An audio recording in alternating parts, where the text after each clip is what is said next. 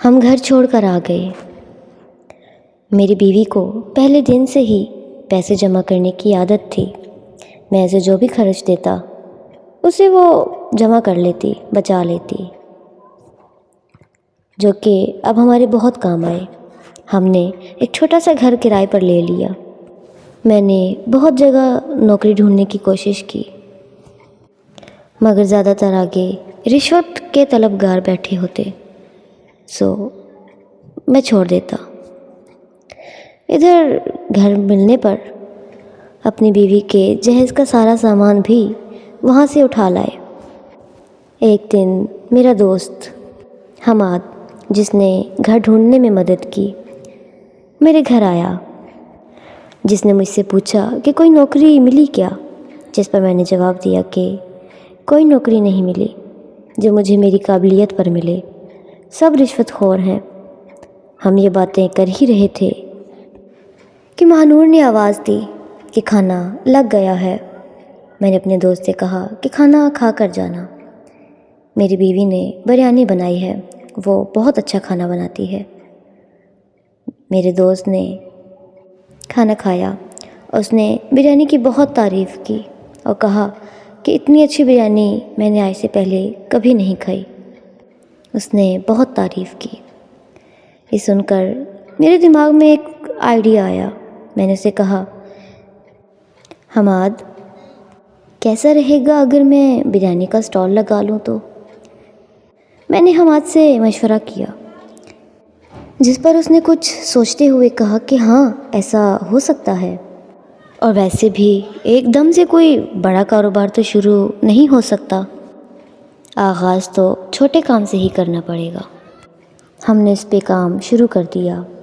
حماد نے ضرورت کا سامان ارینج کروا دیا۔ مہنور بریانی بناتی، جسے میں رش والی جگہ پر بیچ دیتا۔ مہنور کے ہاتھ کی بریانی سب کو اتنی پسند آتی کہ کچھ ہی گھنٹوں میں ساری ختم ہو جاتی۔ اب لوگ فرمائش کرتے تھے۔ بہت خوش تھا کہ پہلا ہی کام شروع کیا اور اتنا اچھا چل رہا ہے۔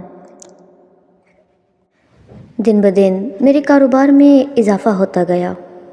پہلے صرف ایک سٹال تھا۔ سٹال سے میں نے ایک چھوٹی سی دکان خرید لی۔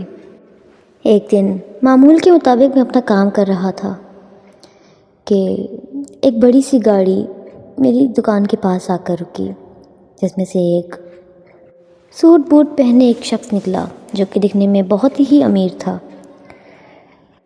میری دکان میں آیا اور بریانی کا آرڈر دیا۔ میں اس کے لیے ایک پلیٹ بریانی بنانے لگا۔ جب میں اسے دینے گیا، میں نے دیکھا کہ وہ کچھ پریشان سا تھا۔ مجھے یہ بات بھی حیران کر رہی تھی کہ کافی امیر دکھتا ہے تو ایک چھوٹے سے ڈھابے پر کیوں آیا؟ کسی 5 اسٹار ہوٹل میں بھی تو جا سکتا تھا۔ خیر، اسے بریانی دے کر میں واپس اپنی جگہ پر آ گیا اور کام کرنے لگا کہ اتنے میں ایک اور لڑکا آیا اور وہاں بیٹھا۔ وہ بھی کچھ اداس سا لگ رہا تھا۔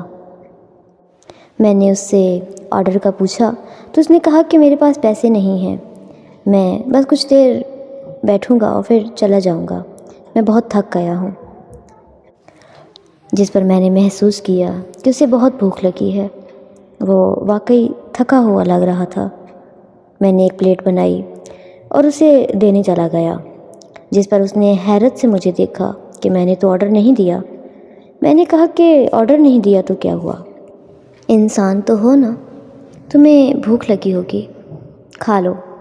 جس پر اس نے پلیٹ پکڑ لی اور میرا بہت شکریہ ادا کیا۔ میں نے اس سے پوچھا کہ تم کیوں پریشان ہو، ٹھیک تو ہے نا؟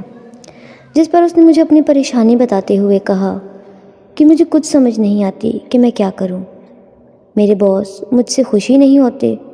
میں بہت کوشش کرتا ہوں کام اچھا کروں، اچھی سیل ہو، مگر گراہک خالی چلا جاتا ہے اور باس مجھ پہ غصہ کرتے ہیں۔ اب تو لگ رہا ہے کہ نوکری سے ہاتھ دھونے پڑیں گے۔ جس پر میں نے اسے حوصلہ دیا اور کچھ طریقے بتانے لگا کہ کیسے کر کے وہ کسٹمر کو ڈیل کرے۔ جس سے کسٹمر کبھی بھی خالی ہاتھ نہیں جائے گا۔ میں نے اسے مشورے دیے اور انہیں سن کر لڑکا بہت خوش ہوا کہ میں کوشش کروں گا، آپ نے جو کہا وہ ٹھیک ہے۔ میں واپس اپنے کام پہ لگ گیا۔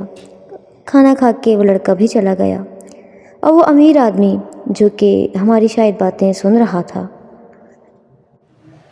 اور مجھ سے کہنے لگا کہ دکھنے میں بھی آپ بہت اچھے ہیں، پرسنالٹی بھی بہت اچھی ہے، پڑھے لکھے بھی لگتے ہیں اور باتوں سے کافی تجربے کار معلوم ہوتے ہیں، تو آپ یہ کام کیوں کر رہے ہیں؟ آپ کہیں نوکری کیوں نہیں کرتے؟ آپ تو بہت اچھی پوسٹ پر کام کر سکتے ہیں اگر اپلائی کریں تو۔ اس کی بات سن کر میں مسکرایا اور کہا کہ میں نے بہت کوشش کی نوکری ڈھونڈنے کی، مگر مجھے ایسی کوئی نوکری نہیں ملی۔ جس پر اس شخص نے کہا کہ پریشان کیوں ہوتے ہو، میں آ گیا ہوں، میں آپ کو نوکری دوں گا۔ مجھے آپ کے جیسے ہی ایک نیک، ایماندار اور تجربے کار ورکر کی ضرورت ہے۔ بھلے ہی میں ایک کامیاب بزنس مین ہوں، مگر میرے پاؤں ابھی بھی زمین پر ہیں، اسی لیے میں یہاں آیا ہوں اور یہاں ہی مجھے میری پریشانی کا حل مل گیا۔ میرا اپنا ایک شاپنگ مال ہے جس کی ایک دکان کے لیے مجھے ایک ورکر کی تلاش تھی۔ اگر تم میری نوکری قبول کر لو تو مجھے بہت خوشی ہوگی اور سیلری بھی بہت اچھی ملے گی۔ جس پر میں کچھ